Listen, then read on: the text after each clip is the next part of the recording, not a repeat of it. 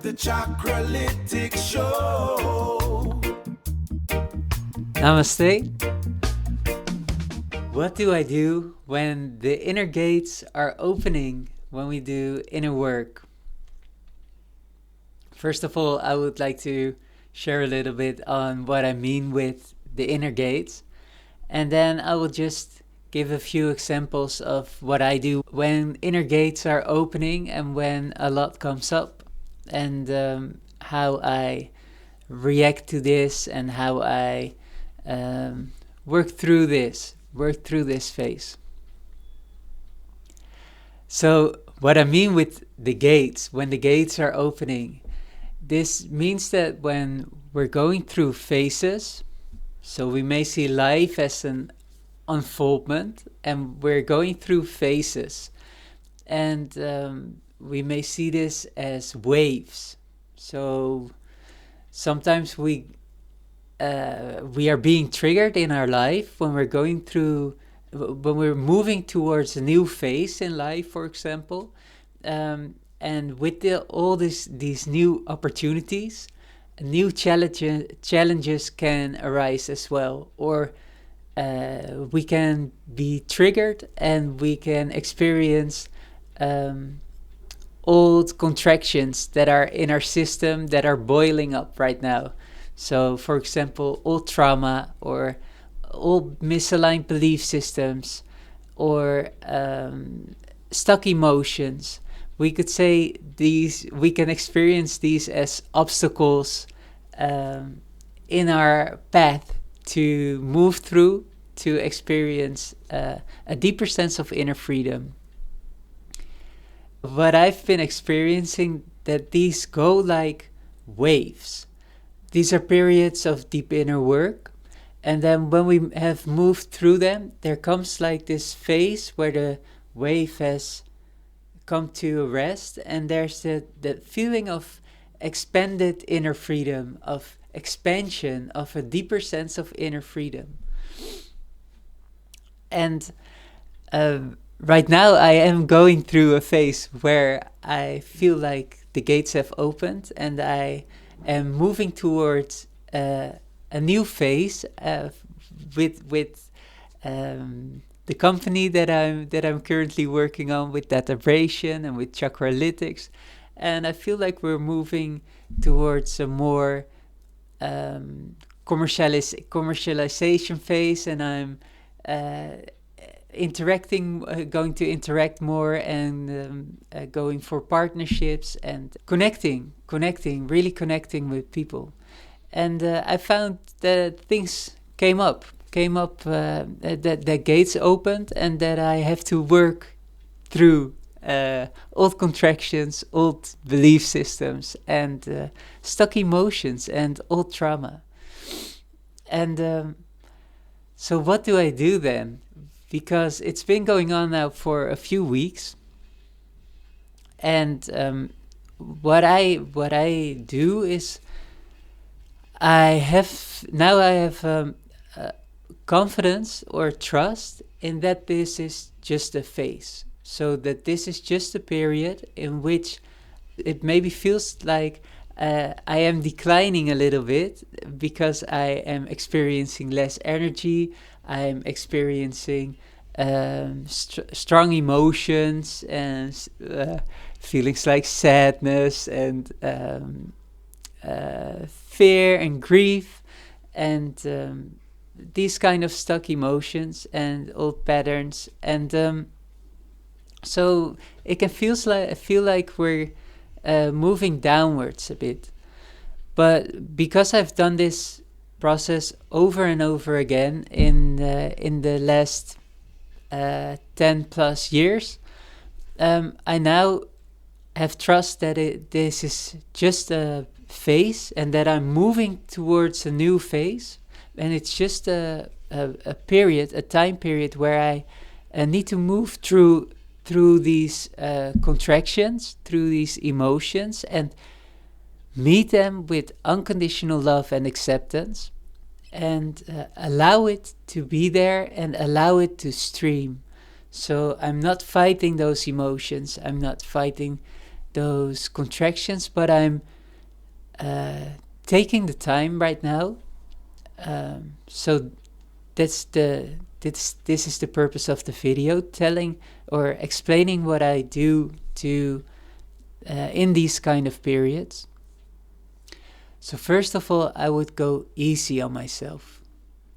If we look at, for example, when we're feeling physically ill, um, uh, for example, with a virus like the flu comes in, and we don't necessarily feel sick from the virus itself, but it's because our system, our body is, our immune system is going to get rid of the virus, of the flu virus. So it will tell us to. It will give signals that we feel tired. It will heat our system up. Maybe we'll feel a fever. And it tells us to rest and to reserve that energy to move through that virus and to cleanse ourselves of that virus. So I feel the same way with this period, that it is like a purification, an energetic cleanse, and we have a lot of energy reserved for this purpose of moving through these contractions, moving through these emotions. So it can very well be what I experience is that we feel more tired, that we feel more heavy, that things take more of us. So our daily tasks may become more demanding. So what I do is acknowledging this and giving myself the time and the space, and providing myself the time and space. And with the work I'm doing now with setting up the business, I will go a little bit slower and do the things that I would like to do, and that are, which I feel that need to be done, but I don't necessarily have to push it or go hard. Just relax and know that this time is also a time of healing.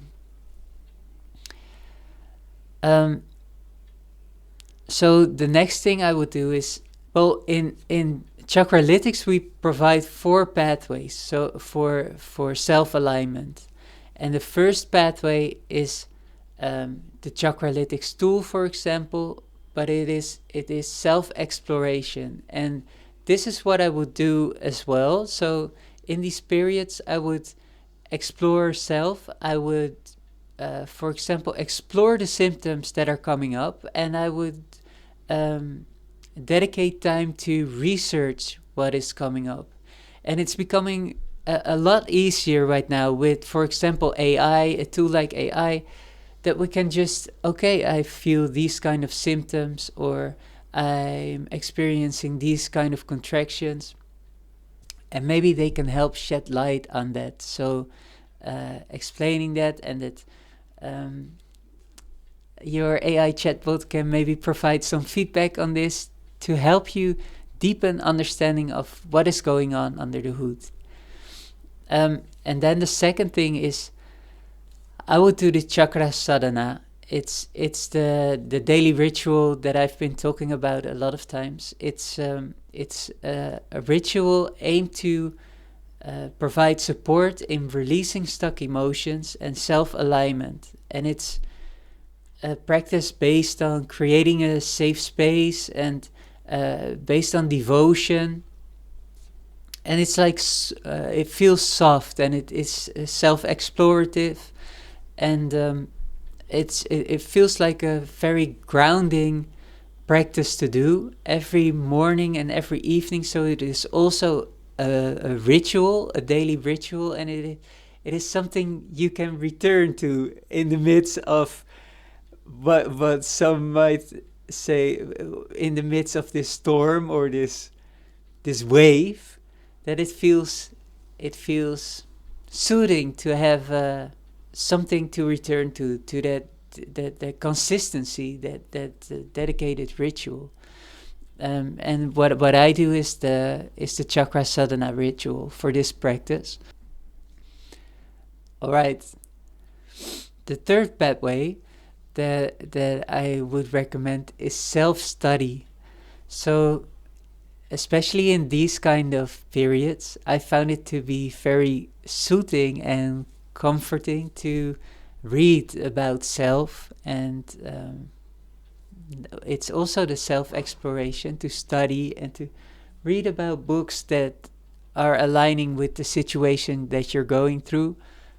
And this provides a bit of companionship to my feeling, and a deepen understanding of what are we going through, and what am I doing it for, So self-study, and then self-reflection or reflection, and this could be with reflection with a teacher, or reflection with a peer, with someone you know, but it can also very well be self-reflection on what am I going through.